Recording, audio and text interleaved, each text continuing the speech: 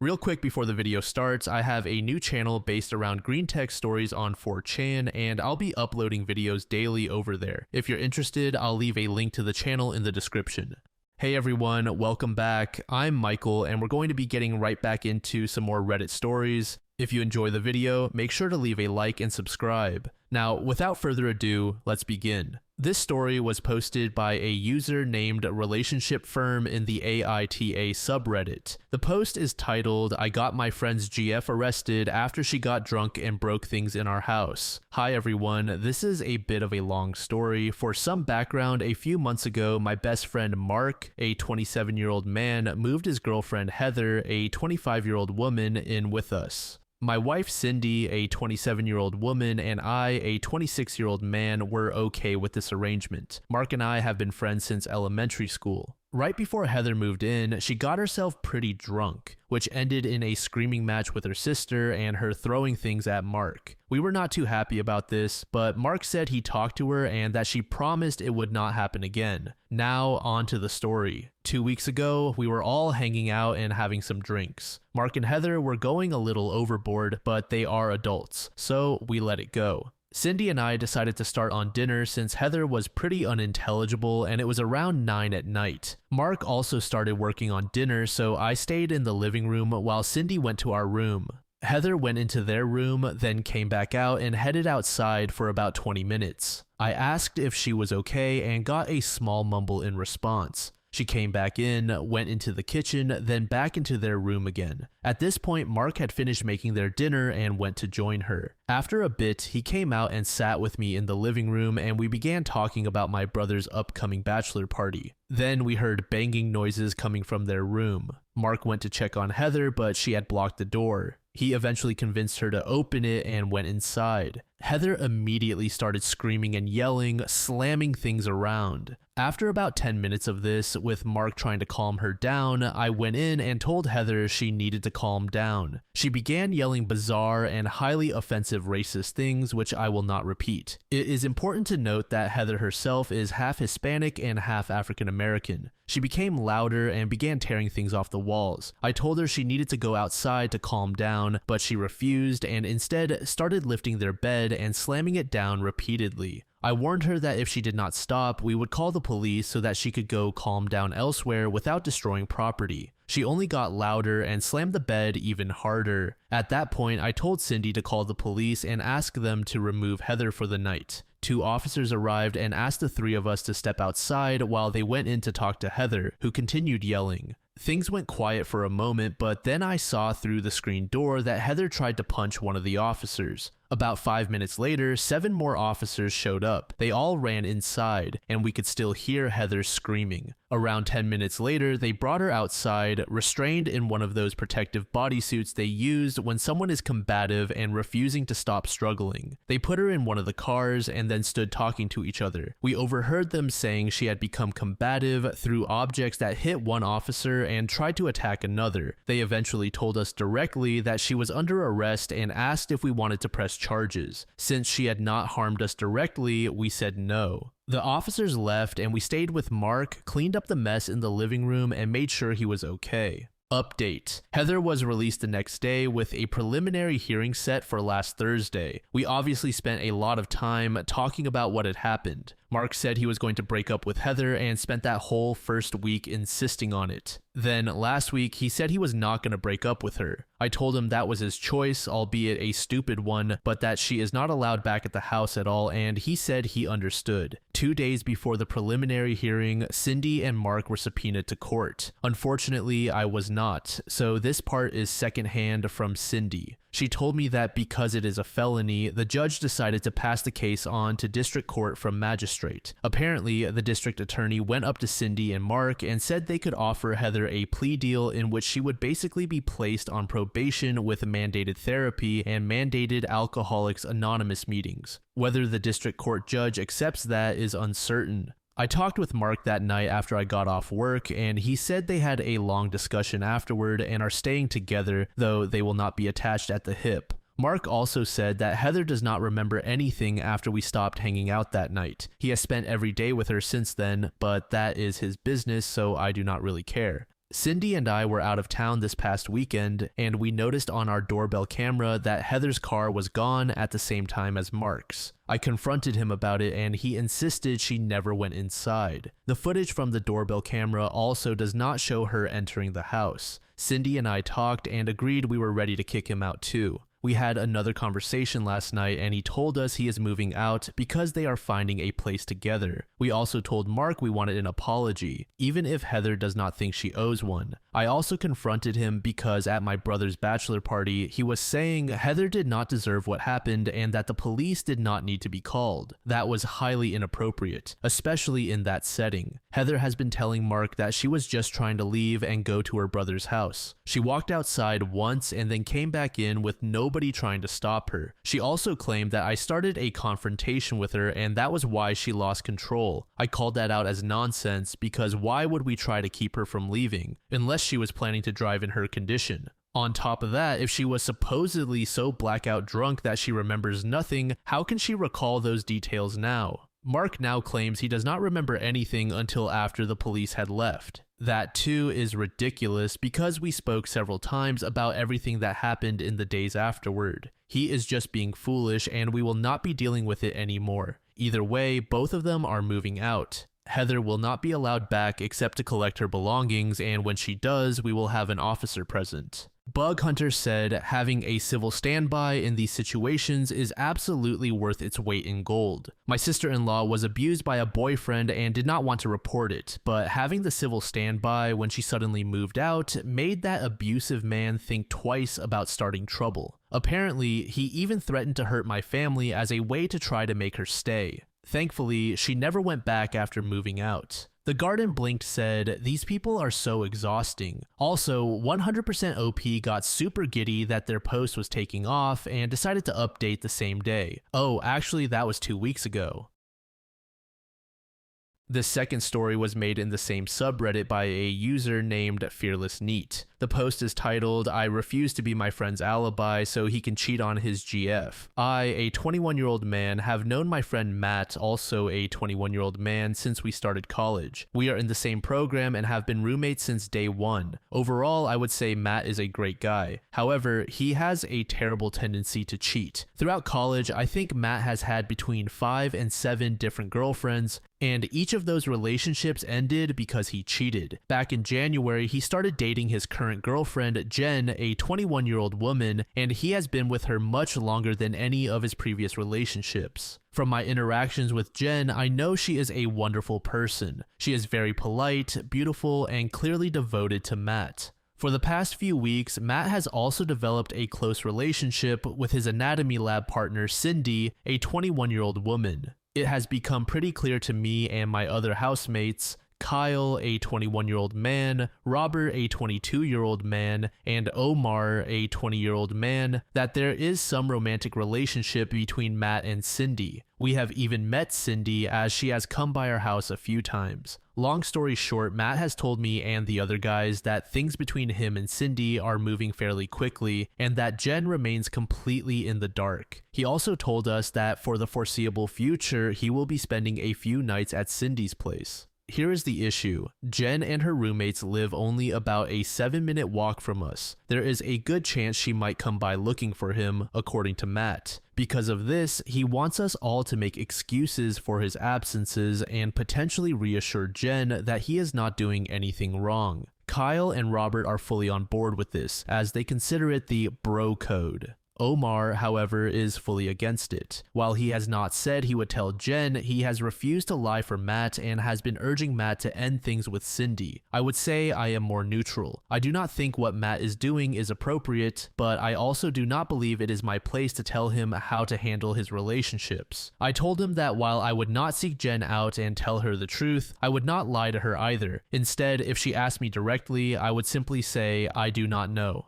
We all argued about this for a while, and the general takeaway is that Kyle, Robert, and Matt all think I am being a bit of an asshole for not being more cooperative. Aside from this, I do not think there is much more I can do. Moving elsewhere is both economically and logistically unfeasible, so I think avoiding further conflict is my best option. Update. I will start this update by saying that Jen found out last night. Like Matt predicted, she came over to our house on Tuesday evening. I saw her right away since I was also coming back from buying some food. She asked me if I knew where Matt was, and I said I did not know because I genuinely did not at the time. She mentioned that he was not responding to her texts and that she was worried about him, and I felt pretty bad hearing that. Kyle, who was inside, came out at this point and told her that Matt was in his anatomy lab, then reassured her that Matt would contact her once he finished. She did not seem entirely satisfied with that answer, but thanked us and left. After she was gone, Kyle told me that Matt was actually on a date with Cindy. Since Matt sometimes brings Cindy over, he usually texts our house group chat first to make sure Jen is not around. He did that Tuesday night, and Kyle alerted him that Jen had stopped by looking for him, so he stayed over with Cindy that night. On Wednesday evening, only Omar and I were home. Kyle was with his girlfriend, and Robert had an exam. Around 7 in the evening, we got a text in the group chat from Matt saying that he planned to bring Cindy over around 8:30 and asking whether Jen had come by. I told him I had not seen her, and things went on as usual. I will add that Omar has refused to respond to those specific text messages from Matt, so the expectation fell to me to confirm whether Jen had come by. A little after 8, Jen showed up with one of her friends, Carly, a 21-year-old woman. They asked us where Matt was since Jen had not been seeing him much lately. Before I could say anything, Omar told them to come back after 8:30 and that Matt should be home by then. They left, and I ended up arguing with Omar about his decision, saying it would inevitably cause drama, but he did not care. I texted Matt to warn him that Jen might return, but since he was driving, he did not read the message. At that point, I gave up trying to contact him and went up to my room. A little after 8:30, Matt came home with Cindy, and not long after that, Jen and Carly returned. Omar let them in. Long story short, there was a lot of Jen yelling while Matt lied and apologized. I did not bother coming downstairs since I could hear everything from my room. After about 10 minutes, Jen and Carly left. Afterward, Matt sent Cindy home and was pretty angry about what had happened. I reminded him that I had sent text messages which he now saw, and meanwhile, Omar acted dumb, pretending he had not seen Matt's message asking if Jen had been there. Still, he admitted that he told Jen to come back because, in his words, he did not think Matt was dumb enough to go out with Cindy 2 nights in a row. Robert and Kyle came home later, and I filled them in on everything that had happened. There was definitely some tension in the house this morning, as Matt thinks all of this could have been avoided had Omar been more helpful. He also partially blamed Cindy for wanting to come over so often. Overall, Matt does not really seem to care that Jen found out and broke things off with him. He said that he will try apologizing one more time, as he does prefer Jen to Cindy, and if she does not accept, he will just leave things as they are. As for Cindy, Matt already told Kyle, Robert, and me this morning that he plans to end things with her after the December exam season. He says he wants to be single again by New Year's so he can have a fresh start. Kyle and Robert find this pretty hilarious considering how much trouble he caused just to be with her. Things have ended more smoothly than I expected, and I have made it abundantly clear to Matt that he needs to keep me out of his relationship problems. I also asked Carly how Jen was holding up this morning since we share a class together. As expected, Jen was very upset about the entire ordeal, and she and her friends consider everyone in our house, aside from Omar, to be complicit and awful. Update 2. I have been receiving a lot of direct messages from people wondering how things turned out after the big reveal, so here is a quick recap. Jen did not accept Matt's apology. She made it clear that she never wants to see him again. Matt is still with Cindy, but he still plans to break up with her after exam season. According to him, Cindy is starting to feel more secure now that he is no longer with Jen, and she has expressed her desire to form a serious relationship with him. While he does feel a bit guilty, he believes it is best for both of them if he ends things with her before New Year's. Despite feeling guilty, Matt has already attempted to reactivate his Tinder account, but Kyle made him take it down. Kyle thinks it is too soon for Matt to be doing that, since someone we know is bound to see him there, and according to Kyle, Matt needs to play up the image that he is still heartbroken over losing Jen. Kyle smoothed things over with his girlfriend by claiming he had no idea Matt was cheating. Robert backed him up on this and insisted that nobody aside from Matt knew. While I did originally plan to tell Carly the truth about what was going on, I decided against it, considering how quickly Matt, Kyle, and Robert have spun their version of events. Instead, I told Carly that I also did not know about Matt's cheating. Yes, it is a lie, but since I was against Matt cheating in the first place, I do not think it is fair for me to go down with the ship, especially since both Kyle and Robert are getting away relatively unscathed. Apparently, I was convincing enough because Carly told me that while she does not think I'm so bad, Jen will still need time to process what happened, so it is best to give her space. Again, I know this was not the most appropriate choice, but I really do not think I deserve to be caught in the splash zone. Omar has voiced his strong disappointment in all of us, but at this point, Kyle says his complaints have become little more than background noise. Fortunately, I am visiting my parents this weekend, so I get to remove myself from the drama and avoid any immediate fallout. Since it is still relatively early, we will have to wait and see if anything else happens, but I hope, honestly, I pray that the worst is over. Update 3. For those wondering why I have not posted another update, I was busy with exams. However, things have largely calmed down. Omar is doing alright. We are not ostracizing him or anything. His only issue right now is exam anxiety, even though he consistently earns good grades. We went out to celebrate his birthday a few nights ago, and that did help all of us de-stress. According to Carly, Jen is still very upset about what happened with Matt. Fortunately though, she is less depressed about it now and feels mostly anger toward Matt rather than sadness. As for Matt, he still claims he is on track to end things with Cindy sometime in the near future, since he has remained adamant about being single by the new year. Matt and Kyle both insist that this is fair considering the role Cindy played in all of this, but I am not so sure. Either way, I plan to stay out of whatever Matt has planned. Kyle has also managed to smooth things over with his girlfriend. For a while, it looked like she might want to take a break from him since she heard about him telling Jen that Matt was in his lab instead of with Cindy. She grew suspicious, but he repeated to her that he had no idea Matt was cheating. Robert backed him up on this, and together they managed to pin the entire situation solely on Matt. Matt is okay with that now, as he has admitted to some responsibility, though in fairness, he only made this admission after Omar essentially spelled it out for him. Aside from that, not much else is happening, since everyone is mostly focused on exams. Update 4. So there have been a few developments since my last post. Before you ask, no, I have not told Kyle's girlfriend anything, for obvious reasons. First, I do not want to ruin my housing situation. Second, it would simply be my word against Kyle's, Matt's, and Robert's, so she probably would not believe me anyway. Also, I have started seeing a new girl myself and things are going smoothly. Exposing Kyle would probably ruin that as well. I asked Omar privately if he was going to blow the whistle on Kyle, but he did not give me a particularly straightforward answer. He is hard to read, so I'm not sure what he will do.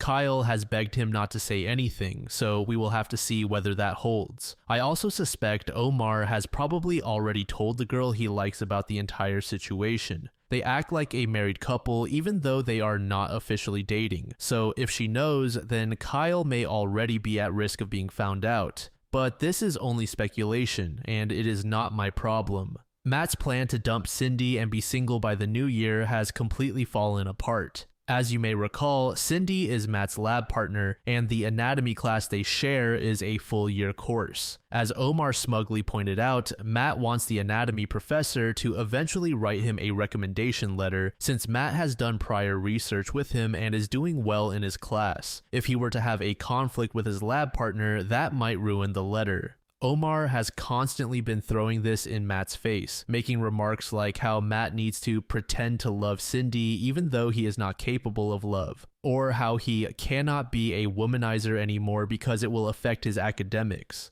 He says these things jokingly, but it is hilarious considering how worked up Matt gets about it. Jen and Carly are doing alright. I saw them before leaving campus the other day and we spoke briefly. I have heard that Jen is starting to reconnect with her ex-boyfriend, the one she dated before Matt. To clarify, she did not cheat on him with Matt. She only started dating Matt a few months after she and her ex had broken up. Hopefully, she finds happiness there. Since our winter break has now started, we will all be headed our separate ways for most of the holiday. I do plan on hanging out with the guys a few times, but for now, as much as I enjoy the drama, I need a break from it. Update 5. Unsurprisingly, Matt, a 22-year-old man, has cheated again on his newest girlfriend, Cindy, a 21-year-old woman. I use the term girlfriend loosely because realistically, Matt only stayed with Cindy since he needed a recommendation letter from a certain professor and did not want issues in the class he shared with her. Cindy was essentially a placeholder, and now that Matt no longer needs that letter, lucky him, he is more or less done with her. He went on quite a tirade about how annoying and clingy she is, and again mentioned how he still prefers his previous girlfriend, Jen, a 21-year-old woman, over her. Matt revealed this information during a completely unrelated conversation to me, a 21-year-old man, and one of my other roommates, Omar, also a 21-year-old man, last night. The two of us had no idea this was going on, as Matt has been more secretive about who he shares his relationship details with since the last time he cheated. Our other roommate, Kyle, a 21-year-old man, told us that he has known about Matt cheating on Cindy for almost 2 weeks now, since he and Matt are best friends. I'm not sure if our other roommate, Robert, who was not present last night when we had this conversation, knows about Matt's cheating yet again. I did not bother asking Matt or Kyle. Of course, Cindy has no clue that Matt has been unfaithful, nor does Kyle's girlfriend, Olivia, a 21-year-old woman, know that Kyle has essentially been helping Matt cheat on Cindy. I assumed Olivia would not know for obvious reasons, but I did not want Kyle to confirm this to me. The only reason I got that confirmation was because Omar foolishly asked Kyle, "Does Olivia know?" Realistically, Omar knew perfectly well that Olivia would not know. She did not know the last time Kyle covered for Matt, but I guess he wanted to burden us with that information for whatever reason. Omar then asked Matt if he was going to break up with Cindy, to which Matt only replied, eventually, yes. I asked him what he meant by that, and he clarified that he wanted to be done with Cindy by reading week, which is about 2 weeks away. For those wondering, I'm still here for 3 more months until my lease is up. Update 6. I am only writing this because I've been getting far too many messages and I want to address a few things here. Firstly, please stop sending them. I have gotten over 50 in the past few days and more or less, they are all the same nonsense. Second, nobody should expect me to march over to Jen and Carly's house and tell them, along with all their other roommates, that I knew Matt was cheating on Jen for weeks before he was caught. I have a pretty good reputation and I do not want to needlessly damage that. You are free to call it cowardice, but I think it is pointless to talk to Jen at this stage since she has largely moved on.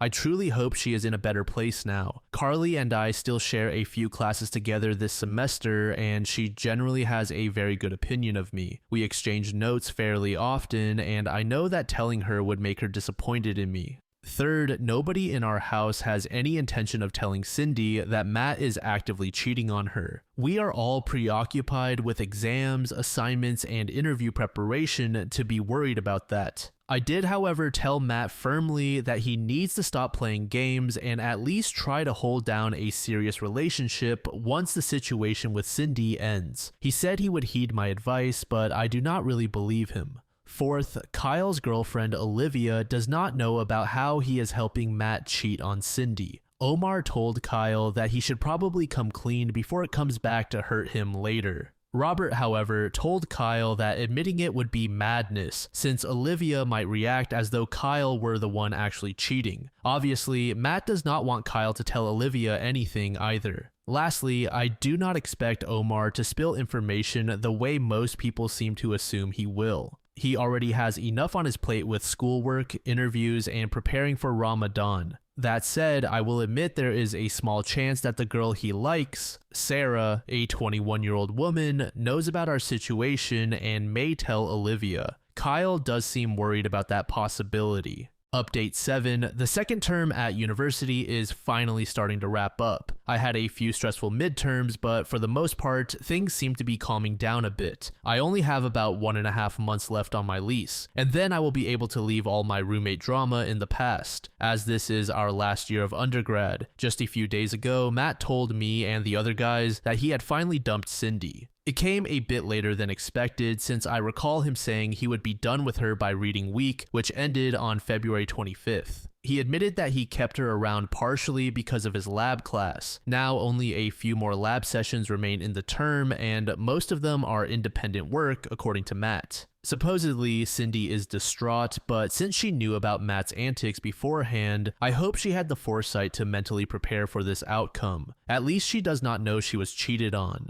Since dumping Cindy, Matt has started seeing a new girl. So far, he claims to like her, but since he is likely moving this summer to attend medical school, the relationship already has a predetermined expiration date. Omar asked him whether the girl knew what she was signing up for, and Matt gave a lame answer about not knowing the future and how she might actually prefer this sort of arrangement. Omar was irritated by this and told Matt he was behaving like an asshole. I agreed with Omar and told Matt that he was probably already lining up potential affair partners. He denied it and said that if things went well enough, he would be open to trying a long-distance relationship, assuming he moves out of the province. All of us called out his nonsense, even Kyle and Robert. Speaking of Kyle, he still has not told Olivia about how he has been helping Matt cheat. Olivia is pretty friendly with Omar's so-called future wife, Sarah, so maybe she will end up hearing about it. Kyle is worried about this possibility and asked Omar to help with damage control if it happens.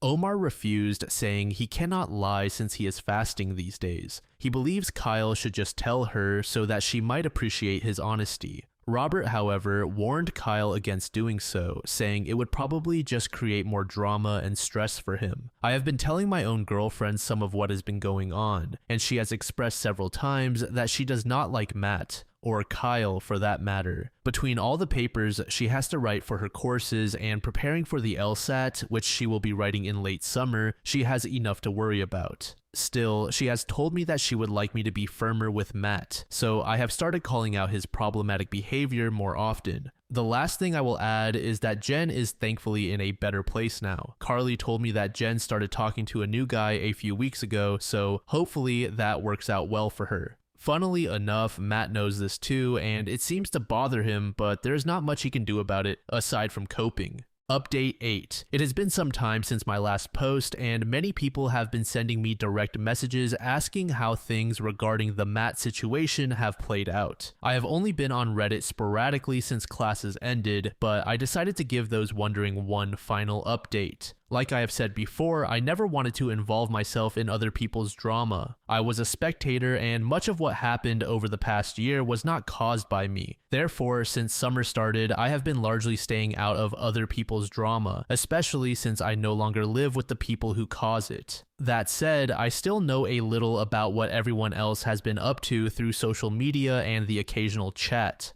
Also, since I forgot the password to my original Reddit account, I have started using this one as my main. As such, I deleted my previous post as a precaution, and I will delete this one as well. I will also no longer be responding to any messages. I can happily say that after a pretty chaotic school year, things have finally settled down. We all completed our exams at the end of April, our lease ended, and the boys and I returned our keys and headed off into a well-deserved summer vacation. Since then, I have been mostly relaxing. Undergrad is done, hallelujah, and since I have been accepted into medical school, this summer has been the most relaxed one I have had since high school. Honestly, there are few things in life nicer than waking up whenever you feel like it, staying up late playing video games, or hanging out with friends without having to talk about academic work. I do not have to research bizarre cytokines or take part in some random volunteer health project. I just get to enjoy myself, and I am extremely grateful for that. I even bought a new car, which was exciting. While I've been indulging in downtime to make sure I am fully rested for medical school, things for my girlfriend have been more stressful. She is preparing for her LSAT, which she will be writing in August. I am sure she will do fine, but nonetheless, she is pretty stressed out.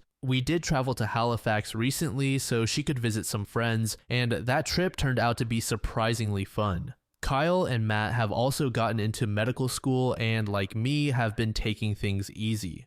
Matt actually received quite a few offers and is heading off to his dream school in late August. Predictably, since then he has been all over Bumble and Hinge. He claims he has evolved past Tinder, but he is still up to the same antics. He also swears he will start and stay in a committed relationship once he begins medical school, but I will not be holding my breath. Kyle and I each only got one acceptance, but who is counting? All three of us are heading to different schools. It also seems that Kyle finally came clean to Olivia about his involvement in helping Matt cheat on Jen. Olivia and Sarah have become very close friends, and since Omar tells Sarah essentially everything, Kyle worried that Sarah would exaggerate things and tell Olivia herself. Or at least that was his explanation. I learned all of this from speaking with Robert back in May. Kyle was able to control the narrative, and although Olivia was upset for a while, she decided to look past it since she wanted to maintain their relationship.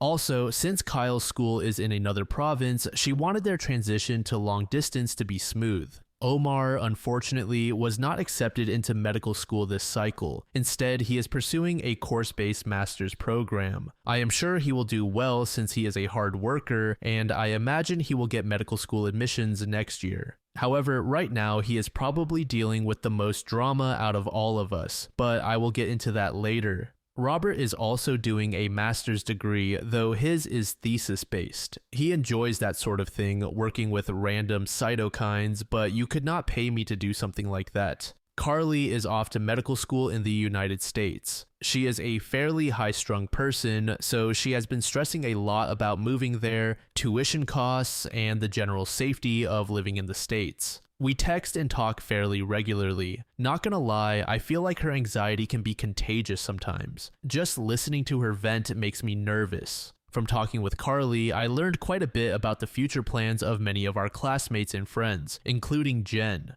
According to Carly, Jen plans on taking the following academic year off before coming back to school. However, the most interesting thing she told me was that apparently Omar and Sarah are having some sort of relationship issue. Rumor has it that Sarah is getting very frustrated that Omar has not proposed to her or something along those lines. I did not think their relationship was that serious since it is not like they were really dating in the traditional sense, but I digress. Omar does not want that sort of responsibility while he is still a student, and this has made Sarah very annoyed. Not gonna lie, this was probably the most interesting thing I have heard in recent years since Omar is the most reserved person I have ever met. I was curious, so I asked Kyle if he knew anything since Olivia and Sarah are close, and he said it checked out. Cindy has essentially fallen off the face of the earth. Some people say she is returning for another year, which would explain why nobody saw her at our recent graduation ceremony. I do know from Matt that she tried reaching out to him a few times since their breakup, but he has ignored all her messages. I do feel a little bad for her, to be honest. Speaking of graduation, Matt and Jen actually saw each other face to face for the first time in about 6 months. He said hi to her and she returned the greeting but did not say much after that. I honestly have a lot of respect for Jen. She carried herself with class and composure, unlike Cindy. I still think Matt is a fool for giving up what was clearly a good thing for someone like Cindy. But yes, that is how things shaped up. I am glad undergrad is done, and I feel like while situations like this were uncomfortable, they made me more mature. 1 year later, OP gave us his final update. Even though it has been over a year since I last mentioned my former roommates, I still get many messages asking how the situation turned out. As we all headed our separate ways, things largely fizzled out after the 2023 to 2024 school year, and I was no longer directly involved with Matt's mess. However, since I recently saw Matt along with a few others, Kyle and some other guys from undergrad, though neither Rob nor Omar attended, I decided to write one more update to address the messages I have been receiving. I have finished my first year of medical school, and while it had its challenges, I overall enjoyed it. I made lots of new friends, stayed in touch with old ones, and learned a great deal. Since my school is only a few hours drive from home, I was able to visit fairly often. Being nearby also meant I could spend plenty of time with my girlfriend, which honestly made the year feel much easier. She recently completed her final year of undergrad and is preparing to begin law school soon. Matt is also doing alright. His medical school experience sounds fairly similar to mine. Since we are not at the same school, I have only seen him 3 times since we moved out of our undergrad place, most recently just last week. His dating life is still a bit of a disaster. He is a little wiser now, at least in the sense that he has not gotten involved with any classmates. From what I know, he only cheated twice over the past year, which might actually be a record low for him in the time I have known him. He says one incident was just a lapse where he fell into temptation. The other, he insists, did not really count because they were not exclusive yet. Either way, both girls ended things with him. For those wondering, his long history of cheating has more or less closed the door on dating anyone in our social circle. It has been that way for a while now. To be honest, his reputation has been awful for some time, and I never fully understood why Jen got involved with him in the first place. He is currently single. Kyle, who I also saw, is doing pretty well too.